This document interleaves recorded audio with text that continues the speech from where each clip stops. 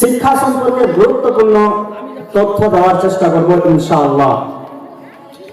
আল্লাহ রাব্বুল আলামিন পবিত্র কোরআনের মধ্যে যে শব্দটি সর্বপ্রথম দিয়েছিলেন সেটি কি আপনাদেরকে কথা বলতে হবে, সেটি কি বলেন তো? ইকরা, অর্থাৎ হচ্ছে পড়ো, অধ্যয়ন করো। আল্লাহ রাব্বুল আলামিন ইসলামের মধ্যে সবথেকে গুরুত্বপূর্ণ, সবথেকে গুরুত্ব যে জিনিসটি সেটি হচ্ছে শিক্ষা। হযরত ঈসা আলাইহিস সালাম আল্লাহ রাব্বুল আলামিন তাকে উঠিয়ে নেওয়ার পরে দীর্ঘ 571 বছর পর্যন্ত এই পৃথিবীর মধ্যে কোন নবী, কোন রাসূল, কোন পয়গম্বর আসেন। এই দীর্ঘ 570 বছর পর আল্লাহ রাব্বুল আলামিন যে আয়াতটি নাযিল করলেন, যে আয়াতটি মুহাম্মদ সাল্লাল্লাহু আলাইহি ওয়াসাল্লামকে দিলেন, সেটি নামাজের বিষয় নয়, সেটি রোজার বিষয় নয়, সেটি দান ও খায়রাতের বিষয় নয়, সেটি পড়োশীদের সঙ্গে সৎ আচরণের নয়, পিতামাতার সঙ্গে সৎ ব্যবহারের নয়। অথচ ইসলামের মধ্যে এগুলোর গুরুত্ব রয়েছে, কিন্তু আল্লাহ রাব্বুল আলামিন সেই যুগের বর্বর জাতিগুলোকে, সেই যুগের পিছিয়ে পড়া জাতিগুলোকে আল্লাহ রাব্বুল আলামিন সেই আদেশ করলেন না। আল্লাহ রাব্বুল আলামিন মুহাম্মদ সাল্লাল্লাহু আলাইহি ওয়াসাল্লামকে সর্বপ্রথম যে আদেশটি দিলেন সেটি হচ্ছে ইকরা, হে নবী আপনি অধ্যয়ন করুন, আপনি পড়ুন। সে যুগের মানুষগুলো ছিল পিছিয়ে পড়া, সে যুগের মানুষগুলো ছিল পাষাণ, সে যুগের মানুষগুলো ছিল বর্বর, তাদের হৃদয়ের মধ্যে কোনো রহম ছিল না, তাদের হৃদয়ের মধ্যে কোনো দয়া ছিল না। এই বর্বর জাতিগুলোকে, এই পিছিয়ে পড়া জাতিগুলোকে হেদায়েতের দিকে নিয়ে আসার জন্য আল্লাহ রাব্বুল আলামিন সর্বপ্রথম যেটা শিক্ষা দিলেন সেটা হচ্ছে ইকরা, পড়ো। সেই জাতিগুলো কেমন ছিল? আল্লাহ রাব্বুল আলামিন তাও পবিত্র কোরআনের মধ্যে বলেছেন যে ওয়াইদা বুশিরা আহাদুহুম যাল্লা ওয়াজহুহু মুসওয়াদ্দান ওয়া হুয়া কাযীম। আল্লাহ রাব্বুল আলামিন বলেন যে সেই যুগের জাতিগুলো কেমন ছিল। আল্লাহ রাব্বুল আলামিন বলেছেন যে ওয়াইদা বুশিরা আহাদুহুম, যখন তাদের মধ্যে কোনো ব্যক্তিকে পুত্র কন্যা সন্তানের সুসংবাদ দেওয়া যেত, যাল্লা ওয়াজহুহু মুসওয়াদ্দান ওয়া হুয়া কাযীম, তখন তাদের চেহারাগুলো, তাদের মুখমণ্ডলগুলো কালো হয়ে যেত। ইয়াতাওয়া মিনাল কওম, এবং সেই সম্প্রদায়গুলো, সেই কওমগুলো তাদের কওম থেকে, তাদের জাতি থেকে, তাদের গোষ্ঠী থেকে পালিয়ে বেড়াতো যে আমাদের কাছে কন্যা সন্তান এসেছে, আমরা মানুষের মধ্যে, মানুষের মধ্যে আমাদের মুখটাকে কিভাবে দেখাবো, এই জানাতে তারা পালিয়ে বেড়াতো। এবং শেষ পর্যন্ত একটা সিদ্ধান্ত উপনীত হয়ে যেত যে এই বাচ্চাটাকে আমি, কন্যা সন্তানটাকে আমি মাটির উপরে রাখবো, নাকি আমি ইয়াদুসসুহু আলা হাউল, আমি ইয়াদুসসুহু ফিত তুরাব, নাকি এই কন্যা সন্তানটাকে মাটির নিচে পুঁতে রাখবো। শেষ পর্যন্ত তারা একটা সিদ্ধান্ত উপনীত হতো, সেটা হচ্ছে যে তারা পৃথিবীর মাটি থেকে তাকে বিদায় করে দিত, তাকে জীবিত অবস্থায় মেরে ফেলতো। এই ছিল সেই অবস্থা। সেই অবস্থাতে আল্লাহ রাব্বুল আলামিন অন্য কোনো কথা বললেন না। আল্লাহ রাব্বুল আলামিন বলছেন ইকরা, হে মুহাম্মদ পড়ো। আল্লাহ রাসূল সাল্লাল্লাহু আলাইহি ওয়াসাল্লাম এই জাতির অবস্থাগুলো দেখে এক নয় দুই নয় দীর্ঘ 40 বছর পর্যন্ত এই জাতিগুলোর অবস্থা দেখার পরে আর নিজেকে যখন থামতে পারলেন না, শেষ পর্যন্ত আল্লাহ রাসূল সাল্লাল্লাহু আলাইহি ওয়াসাল্লাম হেরার মধ্যে চলে গেলেন। হেরা পর্বতের মধ্যে যাওয়ার পরে আল্লাহ রাসূল এক নয় দুই নয় দীর্ঘ 6 মাস পর্যন্ত সেখানে গিয়ে তপস্যা করলেন। ওগো আল্লাহ, এই পিছিয়ে পড়া জাতিগুলো কিভাবে সঠিক রাস্তাতে আসতে পারে? ওগো আল্লাহ, এই পিছিয়ে পড়া, এই বর্বর জাতিগুলোকে কিভাবে সঠিক পথ দেখানো যায়, এই চিন্তায় চিন্তিত শেষ পর্যন্ত আল্লাহ রাব্বুল আলামিন কি করলেন, তার ফেরেশতাকে পাঠিয়ে আল্লাহ রাব্বুল আলামিন একটা আয়াত দিলেন, সেটা হচ্ছে ইকরা। হযরত জিবরিল এসে আল্লাহ রাসূল সাল্লাল্লাহু আলাইহি ওয়াসাল্লামকে জড়িয়ে ধরে বলছেন ইকরা ইয়া মুহাম্মদ, ও মুহাম্মদ তুমি অধ্যয়ন করো, ও মুহাম্মদ তুমি পড়ো, ও মুহাম্মদ তুমি পড়ো। আল্লাহ রাসূল সাল্লাল্লাহু আলাইহি ওয়াসাল্লাম একটা কথা বারবার বলে যাচ্ছেন, আনা বেকারি, আমি কোনো স্কুল মাদ্রাসাতে পড়িনি, আমি কোনো কলেজে পড়িনি, আমি কোনো মক্তবে অধ্যয়ন করিনি, আনা বেকারি, আমি পড়তে জানি না। আল্লাহ রাসূল সাল্লাল্লাহু আলাইহি ওয়াসাল্লামকে জিবরিল পুনরায় আবার ধরলেন এবং বলছেন ইকরা ইয়া মুহাম্মদ, হে মুহাম্মদ তুমি অধ্যয়ন করো, তুমি অধ্যয়ন করো, তুমি পড়ো। আল্লাহ রাসূল পুনরায় এটি উত্তর দিচ্ছেন, আনা বেকারি, আমি পড়তে জানি না, আমি লিখতে জানি না, আমি কোনো স্কুলে, কোনো মাদ্রাসাতে, কোনো ইউনিভার্সিটিতে, কোনো বিশ্ববিদ্যালয়ে অধ্যয়ন করিনি, অতএব আমি পড়তে জানি না। আল্লাহ আল্লাহ রাব্বুল আলামিনের ফেরেশতা হযরত জিবরিল তৃতীয়বার আল্লাহ রাসূলকে জড়িয়ে ধরলেন, বলছেন ইকরা, হে মুহাম্মদ তুমি পড়ো বিসমি রাব্বিকাল্লাযী খালাক। আল্লাহ রাব্বুল আলামিন সর্বপ্রথম আয়াত দিলেন ইকরা বিসমি রাব্বিকাল্লাযী খালাক খালাকাল ইনসানা মিন আলাক ইকরা ওয়া রাব্বুকাল আকরামুল্লাযী আল্লামা বিল কলম আল্লামাল ইনসানা মা লাম ইয়ালাম। আল্লাহ রাব্বুল আলামিন সর্বপ্রথম এই পাঁচটি আয়াত দিলেন ইকরা বিসমি রাব্বিকাল্লাযী খালাক। হে মুহাম্মদ তুমি পড়ো সেই সত্তার নামে যিনি তোমাকে সৃষ্টি করেছেন, যিনি তোমাকে সৃষ্টি করেছেন আলাদা থেকে, রক্ত পিণ্ড থেকে। ইকরা ওয়া রাব্বুকাল আকরাম, পড়ো তোমার প্রভু হচ্ছেন মহিমান্বিত, পড়ো তোমার প্রভু হচ্ছেন সম্মানীয়। পড়ো সেই সত্তার নামে যিনি মানুষকে কলম দ্বারা শিক্ষা দিয়েছেন, মানুষকে সেই সমস্ত জিনিস শিক্ষা দিয়েছেন যা মানুষ জানতো না। আল্লাহ রাব্বুল আলামিন সর্বপ্রথমে এই পাঁচটি আয়াত নাযিল করলেন। এই পাঁচটি আয়াত থেকে আমাদেরকে কি বোঝানো হচ্ছে? যে ইসলামের মধ্যে শিক্ষাই হচ্ছে মেরুদণ্ড, শিক্ষাই হচ্ছে মূল। আপনি নামাজ কিভাবে পড়বেন সেটা আপনাকে শিক্ষা বলবে। আপনি রোজা কিভাবে রাখবেন যদি না শিখেন তাহলে আপনি রোজা রাখতে পারবেন না। আপনি পিতামাতার সঙ্গে কি ব্যবহার করবেন এটা আল্লাহ রাব্বুল আলামিন এই জন্য বলছেন যে প্রথম শিক্ষা গ্রহণ করো। আপনার পিতার সঙ্গে ব্যবহারটা কি হবে, আপনার মাতার সঙ্গে ব্যবহার কি হবে, আপনার স্ত্রীর সঙ্গে ব্যবহার কি হবে, আপনার আত্মীয় স্বজনের সঙ্গে ব্যবহার কি হবে, এই যাবতীয় জিনিসগুলো জানার জন্য আল্লাহ রাব্বুল আলামিন বলছেন কি করা, পড়ো পড়ো। এজন্য পড়ার কথা আল্লাহ রাব্বুল আলামিন বললেন যে তুমি সেই সত্তার নামে পড়ো যিনি তোমাকে শিক্ষা দিয়েছেন, যিনি মানুষকে এমন কিছু শিক্ষা দিয়েছেন যা মানুষ জানতো না। আল্লাহ রাব্বুল আলামিন অন্যত্র বলছেন যে মানুষ কিছুই জানতো না। ওয়াল্লাহু আখরাজাকুম মিন বুতুনিল উম্মাহাতিকুম লা তা'লামুনা শাইআ। আল্লাহ রাব্বুল আলামিন বলছেন যে সারা পৃথিবীর মধ্যে যতগুলো মানুষ রয়েছে সমস্ত মানুষদেরকে আমি তাদের মাতৃগর্ভ থেকে বের করে নিয়ে এসেছি, পৃথিবীর বুক দেখিয়েছি। তখন তাদের অবস্থা কি ছিল? আল্লাহ রাব্বুল আলামিন বলছেন লা তা'লামুনা শাইআ।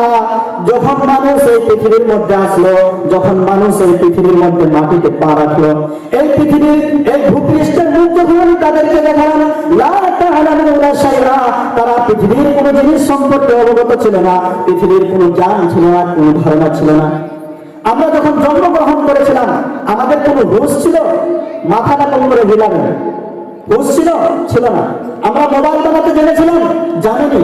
আমরা কম্পিউটার চালাতে জানতাম না। আল্লাহ রাব্বুল আলামিন তাই বলছেন যে আল্লাহু আখরাজাকুম মিন বুতুনিল উম্মাহাতিকুম লা তা'লামুনা শাইআ। ও মানব, যখন তোমাকে আমি মাতৃগর্ভ থেকে পৃথিবীর বুক দেখালাম তখন তোমার অবস্থাটা কেমন ছিল? তুমি পৃথিবীর কোন জ্ঞান সম্পর্কে অবগত ছিল না।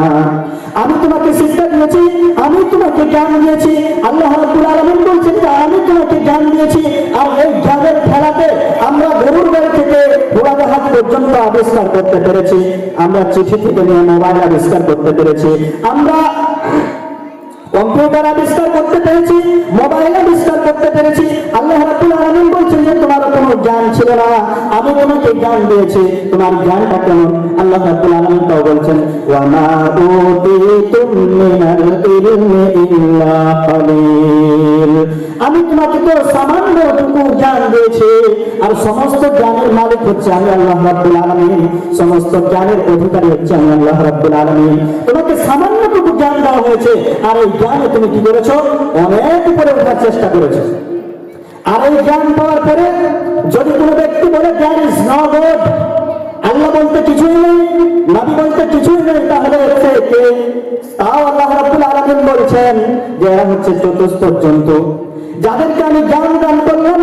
আল্লাহ রাব্বুল আলামিন বলছেন ওয়ালাকাদ যারানা লিজাহান্নামা কাসীরাম মিনাল জিন্নি ওয়াল ইনস লাহুম কুলুবুন লা ইয়াফকাহুনা বিহা ওয়া লাহুম আ'য়ুনুন লা ইউবসিরুনা বিহা ওয়া লাহুম আযানুন লা ইয়াসমাউনা বিহা بها أولئك كالأنعام بل هم أضل أولئك هم الغافلون আল্লাহ রাব্বুল আলামিন বলছেন যে আমি তাদেরকে অধিকাংশ মানব এবং জিনকে আমি নিক্ষেপ করবো জাহান্নামের মধ্যে।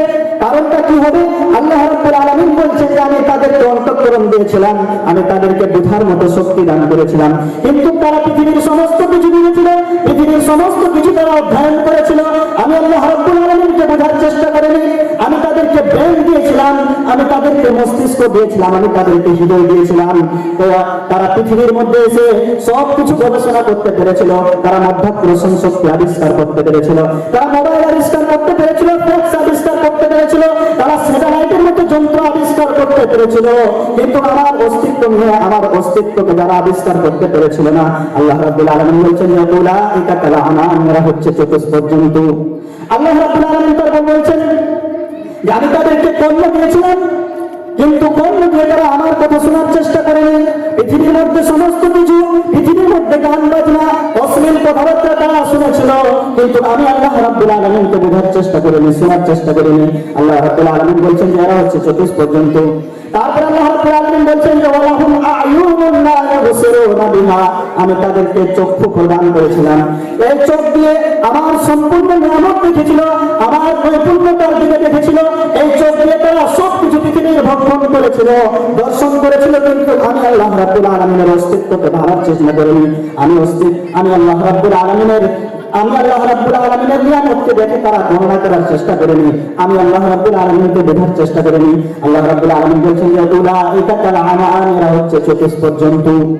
এদেরকে আল্লাহ রাব্বুল আলামিন বলছেন যে চতুষ্পদ জন্তু, যাদেরকে আমি জ্ঞান দান করলাম, যারা কিছুই জানতো না, এরপরে যারা বলে যে দেয়ার ইজ নো গড, আল্লাহ বলতে কিছু নেই, যারা আল্লাহ রাব্বুল আলামিনের নবী জনাব মুহাম্মদুর রাসূলুল্লাহ সাল্লাল্লাহু আলাইহি ওয়াসাল্লামকে মানে না, আল্লাহ রাব্বুল আলামিন বলছেন যে উলাইকা কাল আনআম, এরা হচ্ছে চতুষ্পদ জন্তু।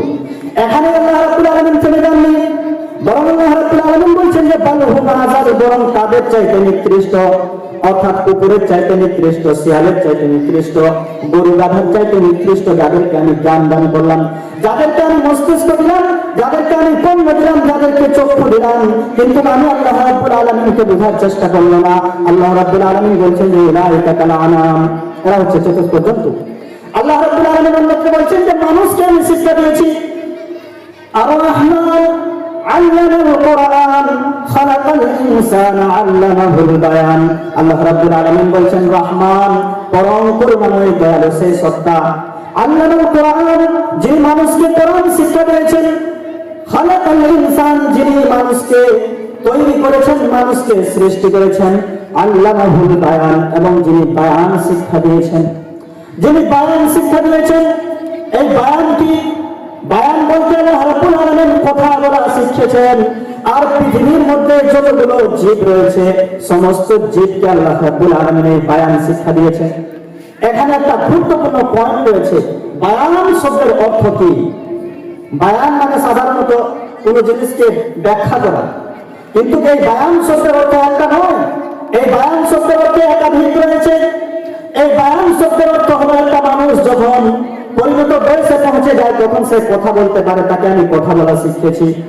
একটা হাঁসের বাচ্চা ডিম থেকে বের হওয়ার পরে তাকে যদি আপনি পানির মধ্যে ছেড়ে দেন, তাকে যদি আপনি জলের মধ্যে ছেড়ে দেন, তাহলে সে সাঁতার কাটতে পারে। এটা হচ্ছে বায়ানের অন্তর্ভুক্ত, আমি তাকে বায়ান শিক্ষা দিয়েছি।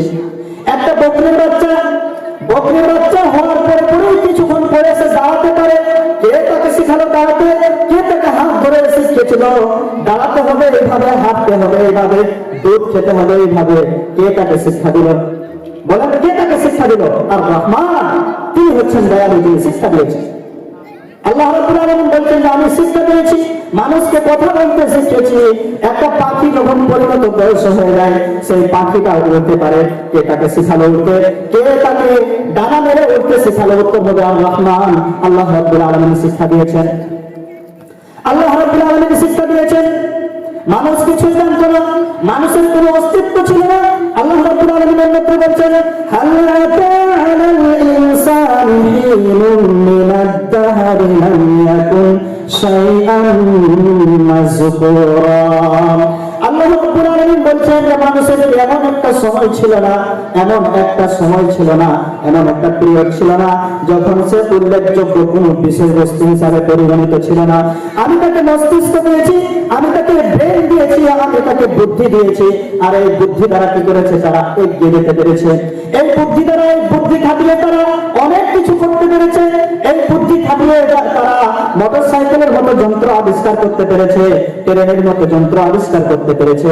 এই শিক্ষা পৃথিবীর কেউ তাদেরকে, আমি আল্লাহ রাব্বুল আলামিন তাদেরকে এই শিক্ষা দিয়েছি। শিক্ষা ইসলামের মধ্যে অনেক গুরুত্ব রয়েছে। শিক্ষা কি? শিক্ষা আল্লাহ রাব্বুল আলামিনকে চেনার শিক্ষা। আল্লাহ রাব্বুল আলামিন আপনার ভিতরে যে জিনিসগুলো দিয়েছে এগুলোর বিকাশ ঘটানো, এটা হচ্ছে শিক্ষার মূল। ইসলামের মধ্যে শিক্ষা এত গুরুত্ব কেন? আল্লাহ রাব্বুল আলামিন সর্বপ্রথম নামাজের কথা বললেন না, রোজার কথা বললেন না, হজের কথা বললেন না, যাকাতের কথা বললেন না, পড়োশীদের সঙ্গে সদাচরণের কথা বললেন না, সর্বপ্রথম হচ্ছে শিক্ষার কথা বললেন। কারণ সেই যুগটা ছিল জাহেলিয়াতের যুগ। তাদের মধ্যে যে জিনিসটি সব থেকে কম ছিল সেটা হচ্ছে শিক্ষা। তাদের কাছে যথার্থ শিক্ষা ছিল না, এই জন্য তাদেরকে বলা হতো জাহেলিয়াত, তাদেরকে বলা হতো জাহিল। সেই যুগটাকে বলা হতো অজ্ঞতার যুগ। সেই যুগটাকে অর্থাৎ আল্লাহ রাসূল সাল্লাল্লাহু আলাইহি ওয়াসাল্লাম পৃথিবীতে পা রাখার আগে যে যুগটা ছিল সেই যুগটাকে বলা হতো জাহেলিয়াতের যুগ। সেই যুগটাকে বলা হতো অন্ধকারের যুগ। আল্লাহ রাব্বুল আলামিন বলছেন যে আমি এই পবিত্র কোরআনটাকে কিসের জন্য পাঠিয়েছি? আল্লাহ রাব্বুল আলামিন বলেছেন যে যাতে করে মানব মণ্ডলীকে অন্ধকারাচ্ছন্ন থেকে আলোর দিকে নিয়ে আসতে পারে, সেজন্য আমি এই কোরআনকে মানবতার মধ্যে দিয়েছি। নূর বলতে কি এবং অন্ধকার বলতে কি? শিক্ষা হচ্ছে নূর, আল ইলমু নূর।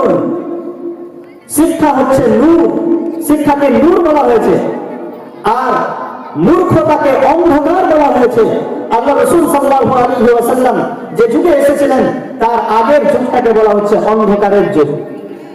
অনেকেই বলেন, ভালো করে শুনবেন, অনেকেই বলেন যে আল্লাহ রাসূল সাল্লাল্লাহু আলাইহি ওয়াসাল্লাম হচ্ছেন নূরের তৈরি। নূর বলতে আলোর তৈরি। এই যে দেখতে পাচ্ছেন আমার উপরে যে জ্বলছে এটা হচ্ছে আলো, নূর। এই নূরের তৈরি। আর তারা দলিল পেশ করে যে কাদ জাআকুম মিনাল্লাহি নূরুন ওয়া কিতাবুন মুবিন, নিশ্চয়ই তোমাদের কাছে নূর এবং প্রকাশ্য কিতাব এসেছে। নূর বলতে কি? নূর বলতে হচ্ছে হেদায়েতের নূর। শারীরিক ভাবে নূর যারা বলবে তারা তাদেরকে আমরা বুদ্ধিমান মনে করি না। শারীরিক ভাবে যদি নূর বলেন তাহলে আল্লাহ রাসূল সাল্লাল্লাহু আলাইহি ওয়াসাল্লাম আসার আগে যে যুগটা ছিল সেই যুগটাকে বলা হতো অন্ধকারের যুগ। তাহলে কি সেখানে সূর্যের আলো পৌঁছাতো না? সেখানে কি চন্দ্রের আলো যেত না? সেখানে কি নক্ষত্র আদি আস্তে আস্তে টিম করে সেখানে কি আলো বিকিরণ করতো না? সব কিছু হতো। তাহলে সেই যুগটাকে কেন অন্ধকার বলা হয়েছে? এই জন্য অন্ধকার বলা হয়েছে যে সেই যুগটার মধ্যে যে জিনিসটির কমে ছিল সেটি হচ্ছে শিক্ষা। সেই যুগের মধ্যে সব থেকে যে জিনিসটির অভাব ছিল সেটা হচ্ছে শিক্ষা। এই শিক্ষার অভাব ছিল। আর এই শিক্ষাকে পরিস্ফুটিত করে, এই শিক্ষাকে আগে নিয়ে গিয়ে এমন একটা জায়গাতে পৌঁছেছিল মুসলিমরা যে অনেক কিছু মুসলমানরা আবিষ্কার করতে পেরেছিল। এই শিক্ষাকে কাজে লাগিয়ে অনেক কিছু আবিষ্কার করেছিল। এই জন্য আল্লাহ রাসূল সাল্লাল্লাহু আলাইহি ওয়াসাল্লাম শিক্ষার গুরুত্ব দিতে আল্লাহ রাসূল সাল্লাল্লাহু আলাইহি ওয়াসাল্লাম নিজে একটা ইউনিভার্সিটি স্থাপন করেছিলেন। আল্লাহ রাসূল একটা ইউনিভার্সিটি স্থাপন করেছিলেন। সেই ইউনিভার্সিটির নাম কি বলতে পারবেন কেউ? সেই ইউনিভার্সিটিটার নাম কি? আল্লাহ রাসূল নিজে একটা ইউনিভার্সিটি, একটা কলেজ, একটা বিশ্ববিদ্যালয় স্থাপন করেছিলেন। ভালো করে মনে রাখেন আর নিয়ে যাবেন আমার কথাগুলো, এখানে রেখে দেবেন না। আল্লাহ রাসূল একটা শিক্ষা প্রতিষ্ঠান করেছিলেন, সেটার নাম হচ্ছে আসহাবে সুফা। নাম কি বললাম? আসহাবে সুফা। আল্লাহ রাসূলের বিশ্ববিদ্যালয়ের নাম হচ্ছে আসহাবে সুফা। এবং সেখানের প্রধান যিনি ম্যানেজমেন্ট ছিলেন তিনি ছিলেন মুহাম্মদ সাল্লাল্লাহু আলাইহি ওয়াসাল্লাম। প্রধান প্রফেসর আল্লাহ রাসূল সাল্লাল্লাহু আলাইহি ওয়াসাল্লাম নিযুক্ত করেছিলেন উবাদা বিন সামিত রাদিয়াল্লাহু তাআলা আনহুকে। এবং সেখানে আল্লাহ রাসূল সাল্লাল্লাহু আলাইহি ওয়াসাল্লাম সাহাবায়ে কেরামদেরকে শিক্ষা দিতেন। হযরত উবাদা বিন সামিত রাদিয়াল্লাহু তাআলা আনহু তাদেরকে কি করতেন? শিক্ষা দিতেন। তাদেরকে কোরআনের তালিম দিতেন, হাদিসের শিক্ষা দিতেন। শিক্ষার গুরুত্ব আল্লাহ রাসূল সাল্লাল্লাহু আলাইহি ওয়াসাল্লাম এভাবে বুঝিয়েছিলেন এবং আল্লাহ রাসূল সাল্লাল্লাহু আলাইহি ওয়াসাল্লাম নিজেই স্থাপন করে এই যে বর্তমান দেখছেন মাদ্রাসার রূপ, এই মাদ্রাসার রূপটা সর্বপ্রথম আল্লাহ রাসূল সাল্লাল্লাহু আলাইহি ওয়াসাল্লাম আমাদের মধ্যে দিয়ে গেছেন। আর সেই মাদ্রাসার নাম ছিল আসহাবে সুফফা।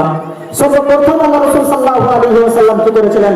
একটা মাদ্রাসা, একটা ইউনিভার্সিটি স্থাপন করেছিলেন, যাতে করে সাহাবায়ে কেরামরা শিক্ষা অর্জন করে তারা নিজেকে উন্নত করতে পারে। এই জন্য আল্লাহ রাসূল সাল্লাল্লাহু আলাইহি ওয়াসাল্লাম একটা মাদ্রাসা স্থাপন করেছিলেন এবং সেখানে জায়গির ব্যবস্থা ছিল।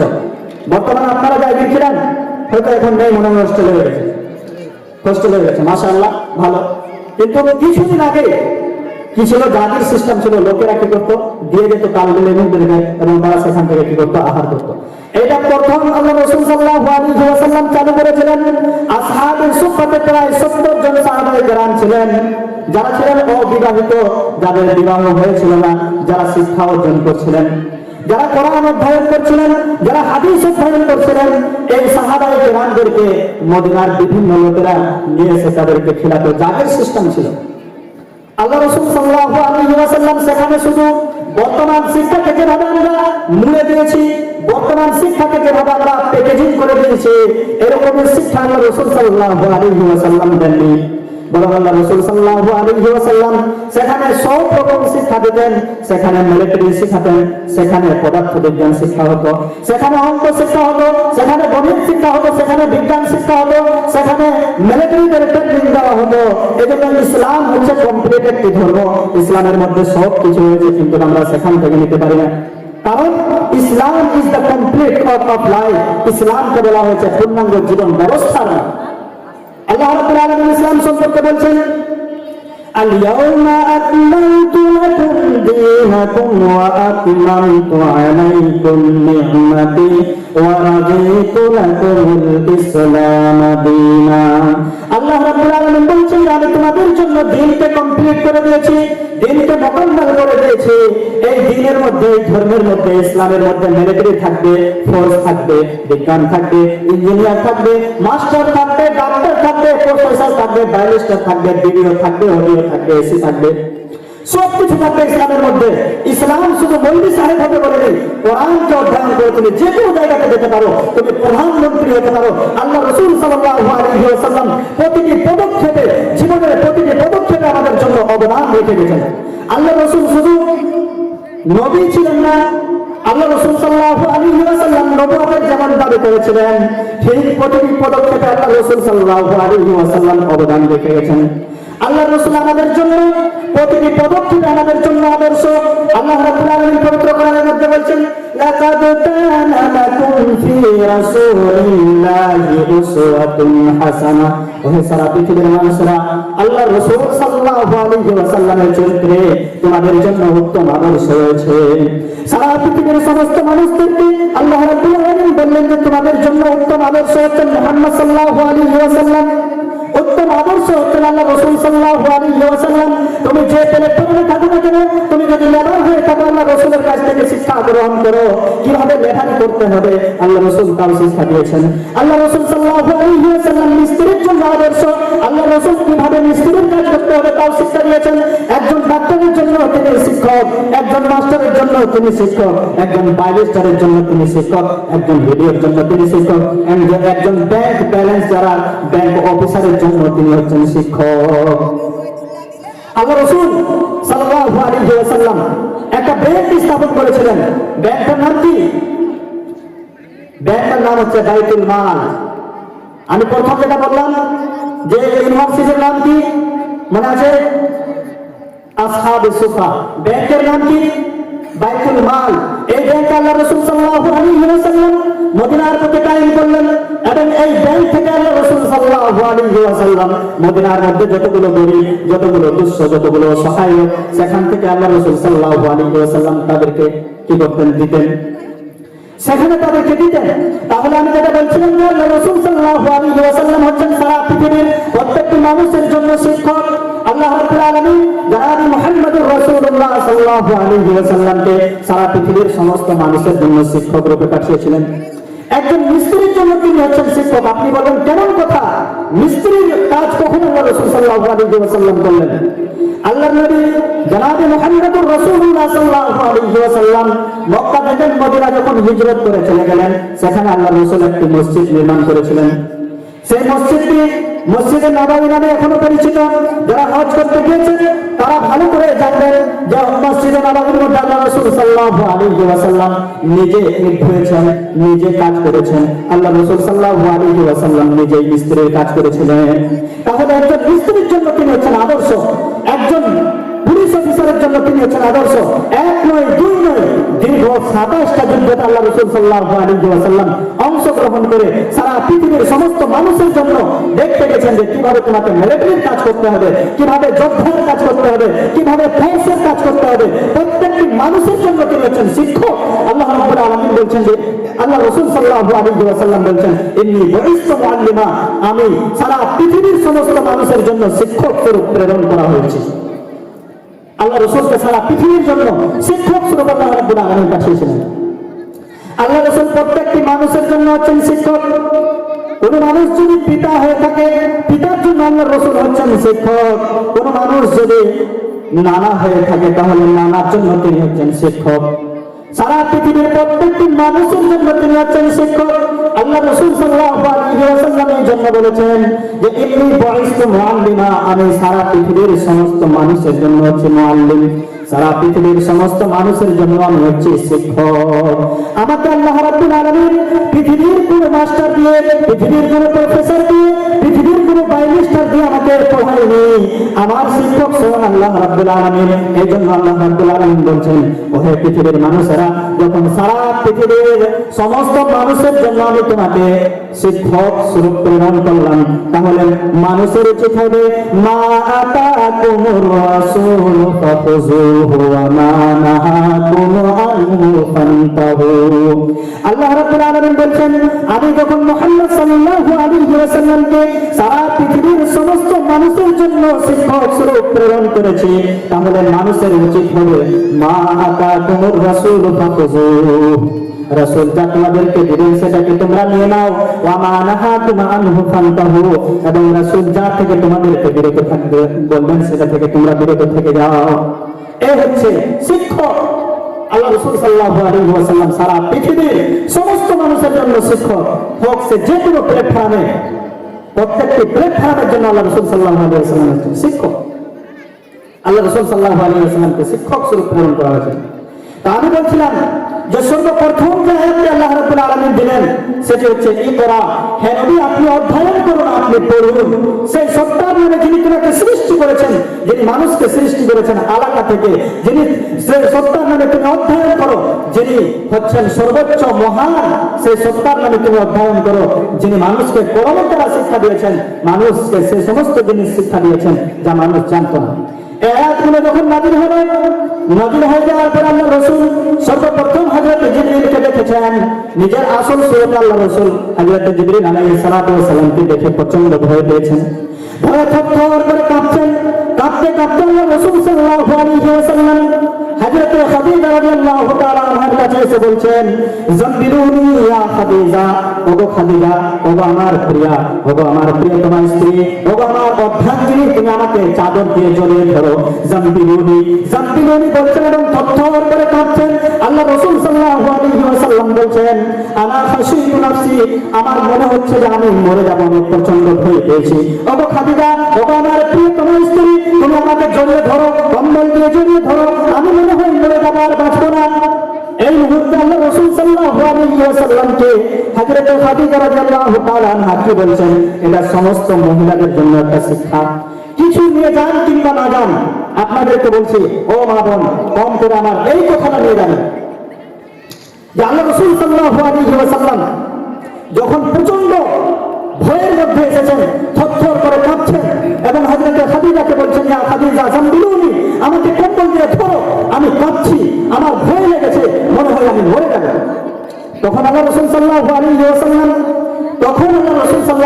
ওয়াসাল্লামকে খাদিজা কি বলছেন, আল্লাহ ইন্নাকা লা তাসিলুর রাহম, কাল্লা লা ইউখজিকাল্লাহু আবাদা, ইন্নাকা লা তাসিলুর রাহম ওয়া তাহমিলুল কাল্লা ওয়া তাকসিবুল মা'দুম ওয়া তাসবিকুল হাদিস ওয়া তু'inu আলা নাওয়াইবিল হক।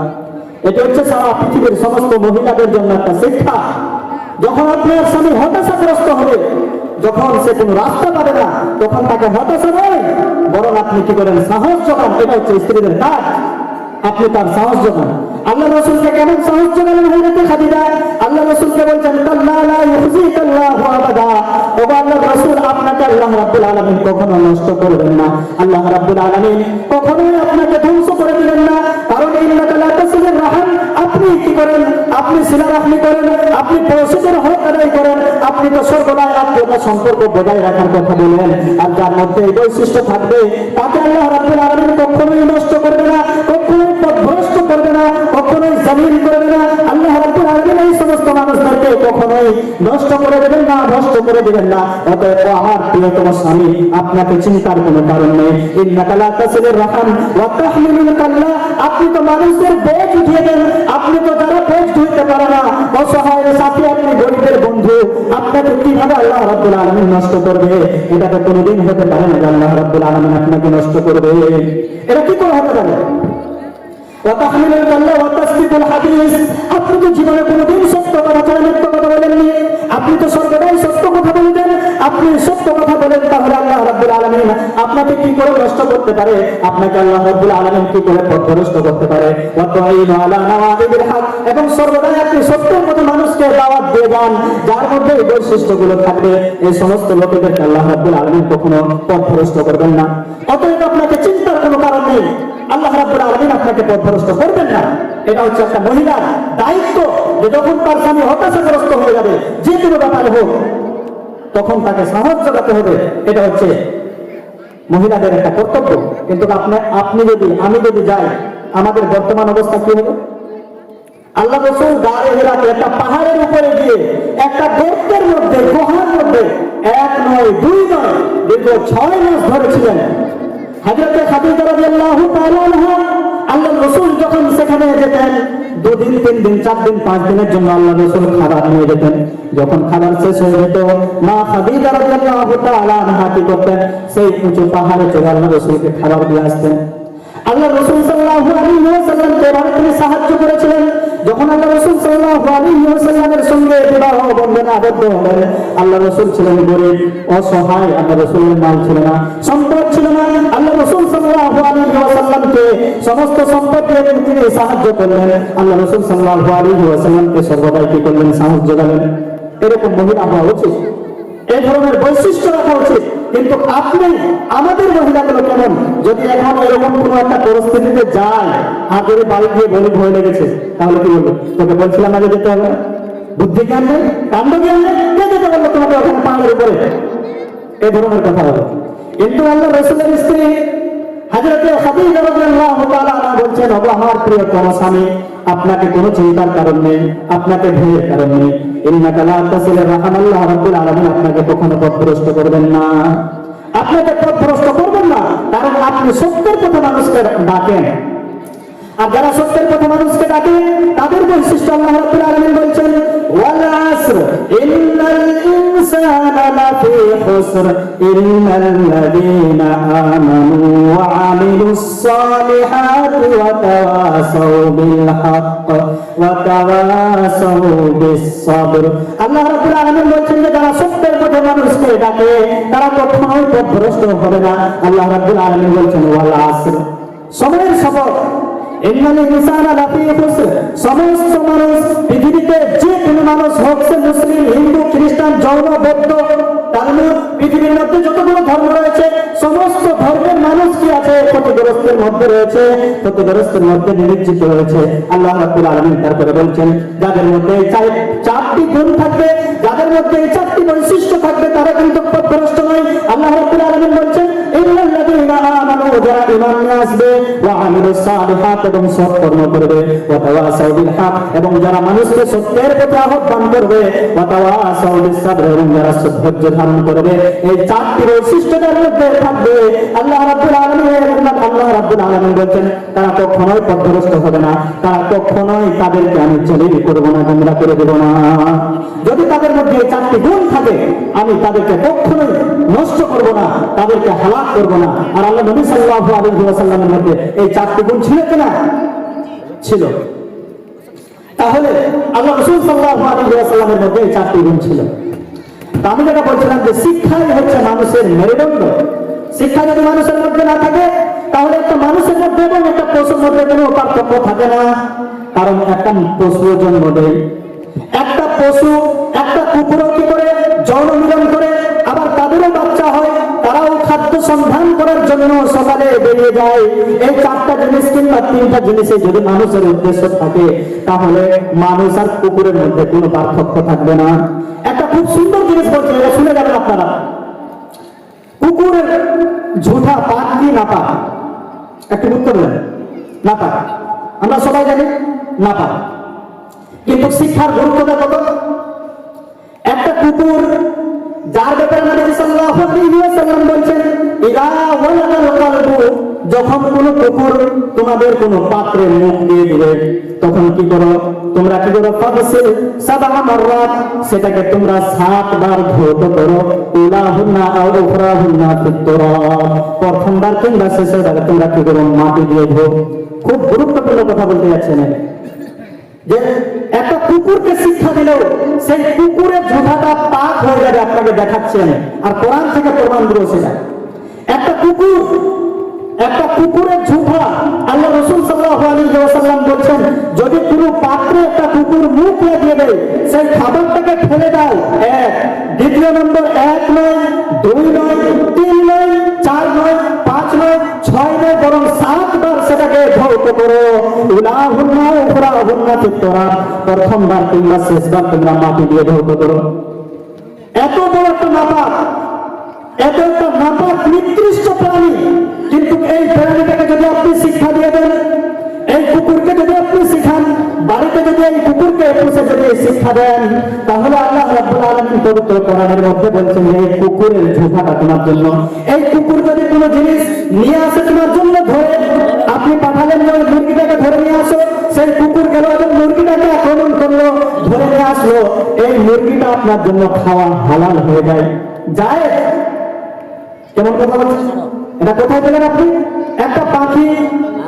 একটা পাখি যাচ্ছে, আপনি কুকুরটাকে পাঠালেন যে পাখিটাকে ধরে নিয়ে আসো, সেই কুকুর গিয়ে আক্রমণ করলো পাখির উপরে, আর পাখিটাকে যদি আপনার জন্য ধরে নিয়ে আসে, বিসমিল্লাহির রহমান বিসমিল্লাহ বলে যদি আপনি ছাড়েন, আর সে যদি মারাও যায় পাখিটা, সেই মুরগিটা যদি মারাও যায়, আল্লাহ রাব্বুল আলামিন বলছেন সেটা খাওয়া যাবে। বলি আল্লাহ রাব্বুল আলামিন বলছেন সূরা মাইদা সূরা নম্বর 5 আয়াত নম্বর 4 এর মধ্যে, ইয়াসআলুনাকা মাযা উহিল্লা লাহুম কুল উহিল্লা লাকুমুত তাইয়্যিবাত ওয়া মা আল্লামতুম মিনাল জাওয়ারিহি মুকাল্লিবিনা তুআল্লিমুনা মিম্মা আল্লামাকুমুল্লাহ ফাকুলু মিম্মা আমসাকনা আলাইকুম ওয়াযকুরু ইসমাল্লাহ ওয়াত্তাকুল্লাহা ইন্নাল্লাহা সারিউল হিসাব। আল্লাহ রাব্বুল আলামিন বলছেন, ও নবী মুহাম্মদ সাল্লাল্লাহু আলাইহি ওয়াসাল্লাম, ইহুদিরা খ্রিস্টানরা আপনাকে জিজ্ঞাসা করে আমাদের জন্য কি খাবার জায়েজ, মাযা উহিল্লা লাকুম, তাদের জন্য মক্কাবাসীরা আপনাকে জিজ্ঞাসা করে যে তাদের জন্য কোন জিনিসগুলো হালাল রয়েছে। ইয়াসআলুনাকা মাযা উহিল্লা লাহুম, তারা আপনাকে জিজ্ঞাসা করে যে তাদের জন্য হালাল বস্তুটা কি। আল্লাহ রাব্বুল আলামিন বলছেন আপনি বলে দিন যে হালাল বস্তু হচ্ছে ইয়াসআলুনাকা মাযা উহিল্লা লাহুম কুল উহিল্লা লাকুমুত তাইয়্যিবাত, সমস্ত পবিত্র জিনিস হচ্ছে তোমাদের জন্য হালাল, সমস্ত পবিত্র জিনিস হচ্ছে তোমাদের জন্য হালাল, এবং তোমাদের জন্য সেই সমস্ত জিনিস হালাল যেগুলোকে তোমাদের গৃহপালিত পশুগুলো কি করে আক্রমণ করে নিয়ে এসে দেয়। হঠাৎ হচ্ছে বাঘ কিংবা বাজ পাখি কিংবা কুকুর, এই জাতীয় কোনো প্রাণী যদি তোমাদের জন্য কোনো জিনিস ধরে নিয়ে আসে, আপনি বাড়িতে কুকুর পুষেছেন, সেই কুকুরটা যদি এতটাই শিক্ষিত হয়ে যায় যে আপনি তাকে বসতে বললে বসে, উঠতে বললে বসে উঠে যায়, আপনি দৌড়াতে বললে দৌড়ে, থামতে বললে থেমে যায়, এই বৈশিষ্ট্য যদি কুকুরের মধ্যে চলে আসে, আল্লাহ রাব্বুল আলামিন বলছেন যে এই কুকুরটা যদি তোমার জন্য কোনো জিনিস নিয়ে আসে ধরে, তাহলে সেটাকে খেতে পারবে, সেটা খেতে পারবে। একটা মুরগি ধরতে বললেন, সে গেল ধরে আসলো, আস্তে নিয়ে আস্তে আস্তে মারাও যদি যায় মুরগিটা, এরপর আপনি খেতে পারবেন। আপনি দেখবেন যারা কোরআন পড়তে জানেন, বিশেষ করে তাদেরকে বলছি, আপনি বাড়িতে গিয়ে সূরা মাইদা সূরা নম্বর 5 আয়াত নম্বর 4 দেখবেন, মানেটা পড়লে আপনি বুঝতে পারবেন সেখানে। তাহলে শিক্ষার গুরুত্বটা কত? কুকুর কুকুরকে শিক্ষা দেওয়ার পরে তার মর্যাদা বেড়ে যায়। একটা কুকুর তাকে নিকৃষ্ট প্রাণী আমরা বলি, আল্লাহ রাসূল বলেছেন যে যদি কোনো বাড়িতে কুকুর থাকে তাহলে তার বাড়িতে ফেরেশতা ঢোকে না।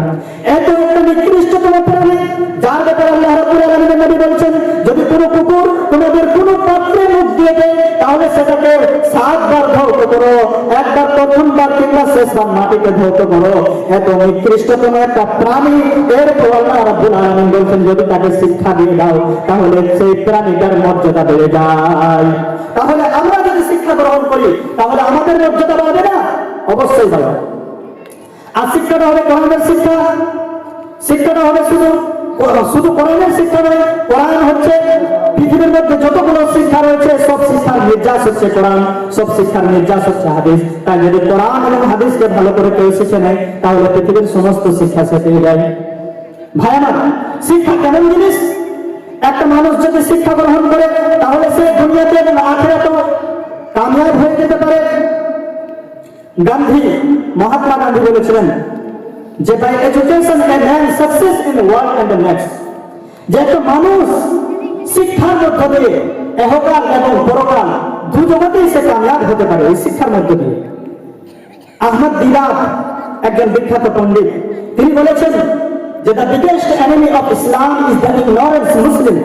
His ignorance leads him to the ignorance. And when the people look at him, the things they are Islam, what is this? মানেটা কি? বলছেন যে the biggest enemy of the Islam is the ignorant Muslim. যে ইসলামের সবথেকে বড় শত্রু হচ্ছে কারা? ইহুদি নয়, খ্রিস্টান নয়, জৈন নয়, বৌদ্ধ নয়।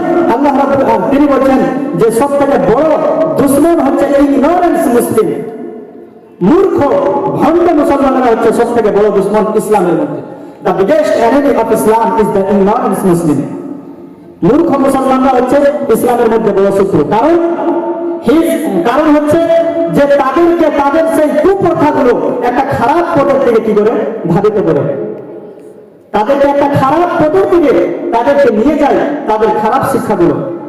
এবং his action destroy true image of Islam, এবং তাদের কাজকর্মগুলো ইসলামের সত্য ছবিটাকে ভেঙে ফেলে।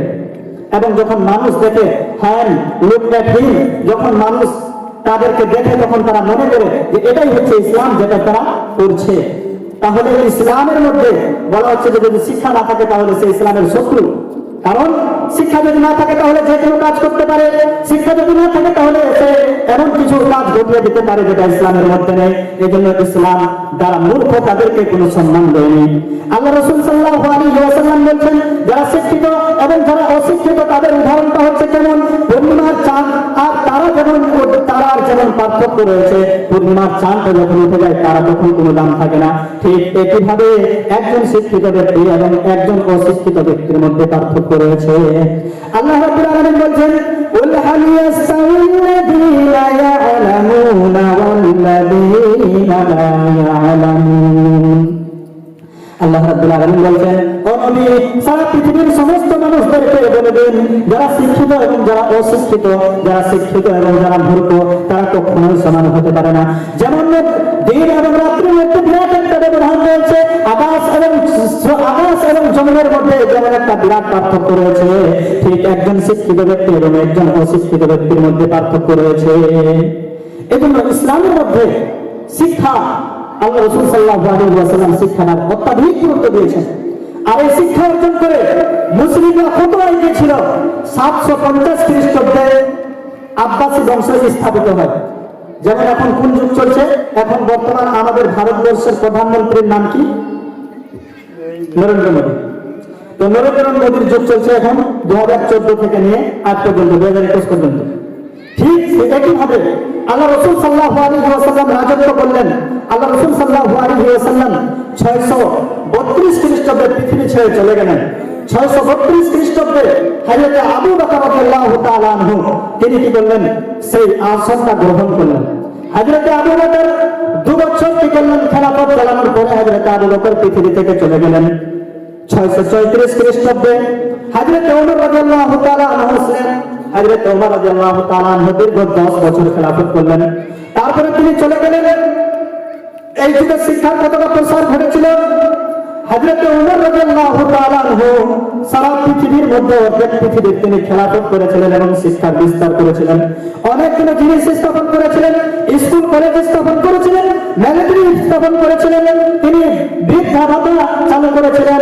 এভাবে অনেকগুলো কাজ হযরত উমর রাদিয়াল্লাহু তাআলা আনহু করেছিলেন, এই শিক্ষা পেয়ে করেছিলেন। হযরত উমর রাদিয়াল্লাহু তাআলা আনহু করলেন 10 বছর খেলাফত করার পরে তিনিও চলে গেলেন। হযরত উসমান রাদিয়াল্লাহু তাআলা আনহু আসলেন, হযরত উসমান রাদিয়াল্লাহু তাআলা আনহু 12 বছর খেলাফত করলেন। তারপরে হযরত আলী আসলেন, হযরত আলী প্রায় 4 বছর খেলাফত করলেন। তারপরে এই খলিফায়ে রাশিদিনের যুগ শেষ হয়ে গেল। তারপরে আসলো কি? তারপরে আসলো উমাইয়া যুগ। 661 খ্রিস্টাব্দ থেকে 750 খ্রিস্টাব্দ পর্যন্ত উমাইয়া যুগ থাকে। এই যুগে অনেক কিছু হলো। তারপরে 750 খ্রিস্টাব্দে উমাইয়া যুগ ধ্বংস হয়ে যাওয়ার পরে আব্বাসী যুগ স্থাপন হলো। আব্বাসী যুগে জ্ঞান বিজ্ঞানের যতটা প্রসার ঘটেছিল পৃথিবীর মাটিতে আর এতটা প্রসার ঘটবে কিনা আমার জানা নেই। তারা কত বছর রাজত্ব করেছিলেন? আব্বাসীরা 750 খ্রিস্টাব্দ থেকে নিয়ে 1258 খ্রিস্টাব্দ পর্যন্ত কি করেছিলেন? তারা রাজত্ব করেছিলেন। আর এই যুগে অনেক কিছু তারা আবিষ্কার করতে পেরেছিলেন। ইবনে সিনা নাম শুনেছেন? ইবনে সিনাকে বলা হয় চিকিৎসার জনক। চিকিৎসা বিজ্ঞানের জনক কে কেউ যদি জিজ্ঞাসা করে তাহলে আপনাকে বলতে হবে ইবনে সিনা। ইবনে সিনা কে ছিলেন? ইবনে সিনা ছিলেন একজন মুসলিম, একজন কোরআন পড়নেওয়ালা, একজন হাদিস পড়নেওয়ালা। তিনি এই কোরআন এবং হাদিসের গবেষণা করে তিনি প্রায় 400 খানা বই লিখেছেন শিক্ষা জগতের উপরে, চিকিৎসা জগতের উপরে। তিনি চিকিৎসা শাস্ত্রে যে অবদান রেখে গেছেন পৃথিবীর মাটিতে কেউ কবি অবদান রাখতেছেন না আমার জানা নেই। তিনি শুধু চিকিৎসক ছিলেন না, জ্যোতির্বিজ্ঞান সম্পর্কে তিনি অসংখ্য বই লিখেছিলেন, তিনি ভূবিজ্ঞান সম্পর্কে বই লিখেছিলেন, তিনি সমুদ্র বিজ্ঞান সম্পর্কে বই লিখেছিলেন। ইবনে সিনা একজন বিখ্যাত লোক। ইবনে নাফিস, তারপরে যেরকম বর্তমান আজকে দেখতে পাচ্ছেন আপনারা বীজগণিত, বীজগণিত পাটিগণিত, এই বীজগণিতের জাতি, বীজগণিতের জনককে জনক ছিল মুসলিম আব্বাসী বংশের লোক, নাম ছিল জাবির বিন আইয়ান। এই জাবির বিন আইয়ান সর্বপ্রথম কি করেছিলেন? সর্বপ্রথম তিনি কি করেছিলেন? পাটিগণিত আবিষ্কার করতে পেরেছেন, পাটিগণিত আবিষ্কার করেছিলেন। তাহলে মুসলিমরা অনেক কিছু আবিষ্কার করেছিল। সর্বপ্রথম হসপিটাল আবিষ্কার করেছিল মুসলমানেরা। সর্বপ্রথম লাইব্রেরি, বিশ্ববিখ্যাত লাইব্রেরি বাগদাদে স্থাপন করেন মুসলমানেরা। সর্বপ্রথম দূরবীন আবিষ্কার করেছিলেন মুসলমানেরা। সর্বপ্রথম বন্দুক আবিষ্কার করেছিলেন মুসলমানেরা। কোরআনকে শুধু মসজিদ এবং মাদ্রাসার মধ্যে তারা সীমাবদ্ধ রাখেননি, বরং কোরআনকে নিয়ে তারা গবেষণা করতে করতে একটা বিরাট উপর পর্যায়ে তিনি পৌঁছে গেছেন। আমি বেশি আর লম্বা করবো না, কারণ এই সময়টা বক্তব্য শোনার মতো সময় নয়, তাও বলতে হচ্ছে। আর আমাদের এদিকের প্রথাটা আমার খুব খারাপ লাগে, যেহেতু এই সময় একটা মানুষ বক্তব্য শুনবে মাইন্ড থাকে না 2টার সময়। দ্বিতীয় নম্বর হচ্ছে যে আমার পূর্বে অনেক উলামায়ে কেরাম বেশ কিছু কথা বলেছেন, তার মধ্যে 2-1টা কথা আমি বলতে চাচ্ছি। যে তিনারা প্রতিটা জালসাতে, আমাদের এদিকে যতগুলো জালসা হচ্ছে প্রায় জালসাতে আমি শুনতে পাচ্ছি যে ওই যে মেলা, প্যান্ডেলে লোক নেই কিন্তু মেলাতে হাজার হাজার লোক। এই মেলাটা, সেখানে তারা উলামায়ে কেরাম বলছেন যে মেলাতে যাচ্ছে কেন, মেলাতে চা খাচ্ছ কেন, মেলাতে মিষ্টি খাচ্ছ কেন? তো এটা যারা খাচ্ছে তাদের দোষ না যারা বসতে দিয়েছে তাদের দোষ? উত্তর দেবেন, কাদের দোষ? যারা বসতে দিয়েছে তাদের দোষ। আমি কোনটা দিকে বলবো? আমি অনেক জায়গাতে যাচ্ছি, কিন্তু অনেক জায়গাতে মাশাআল্লাহ এগুলো বসে না, তো প্যান্ডেলে যতটুকু লোক থাকে আলহামদুলিল্লাহ খাঁটি লোককে প্যান্ডেলের মধ্যে থাকে। জালসার সঙ্গে দোকানের সম্পর্ক কি? জালসা শুনতে আসছে কি সুন্দর করে লিপস্টিক আর আইলানা আর মাস্কারা আর কি কি লাগিয়ে আসছে, জালসার সঙ্গে সেটার সম্পর্ক কি? জালসার সঙ্গে আইলানার সম্পর্ক কি? জালসার সঙ্গে মাস্কারার সম্পর্ক কি? জালসার সঙ্গে লিপস্টিকের সম্পর্ক কি? এটা কি বাজার না এটা কি গরুর বাজার? আপনি দেখাতে এসেছেন, বিক্রি হোটেল করে এসেছেন না? আপনাকে লজ্জা লাগে না? আপনার লজ্জাবোধ থাকা উচিত। আপনি একটা ইসলামিক জালসাতে এসেছেন আর এভাবে আপনি মেকআপ করে আসবেন। আর তার থেকে বড় দোষারোপ করবো আমি তাদেরকে যারা এটা বসতে দিচ্ছেন, যেহেতু এটা বসতে দেওয়ার কারণে ভাই আমার অনেক জায়গাতে আমি শুনতে পাচ্ছি যে ধর্ষণের মতো কেস পর্যন্ত এগুলোকে ঘটছে। আর এর জন্য দায়ী হচ্ছে কমিটি। এর জন্য আমি দায়ী করবো কমিটিকে, কারণ কমিটি যদি বসতে না দেয়, যটা লোক হয়, লোক হবে না, 5টা লোক হবে, 5টা লোককে শোনান, তারা খাঁটি লোক। তারা তো এখানে আসেই না, যারা মেলা শুনতে আসে, তারা তো মেলা দেখতে এসেছিল, তারা তো জালসা শুনতে আসেনি। ওই সমস্ত লোকের দরকার নেই। আর এই মেলাগুলো বসতে দিবে বসতে দেওয়াতে আসল উদ্দেশ্যটাই শেষ হয়ে গেছে।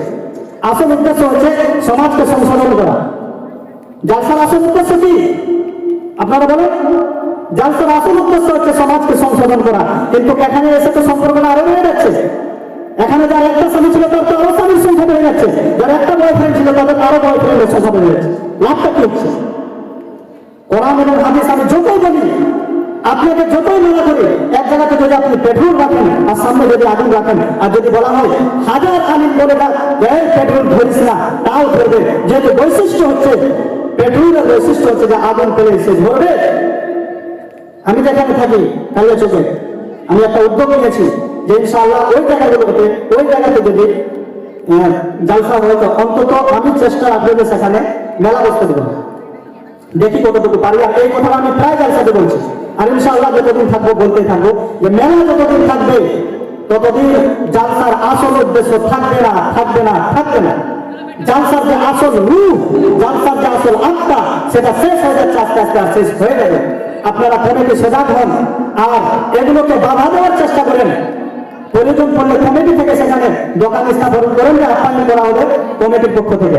এই যে মেলার দোকান, এখানে কানফুলের সম্পর্ক কি করে আসে? এখানে লিপস্টিক বিক্রি হচ্ছে, কানফুল বিক্রি হচ্ছে, নাকের ফুল বিক্রি হচ্ছে। লজ্জা লাগে না কিনতে? জালসা শুনতে এসেছো না তুমি বাজার করতে এসেছো? ভাই আমার, তাহলে তোমাকে কি করতে হবে?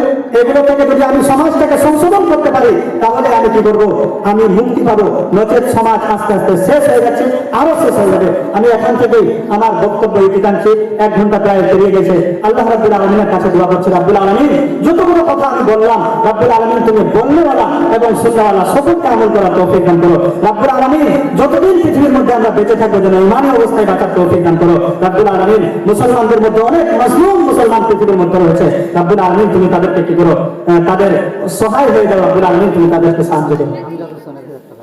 কি বলে?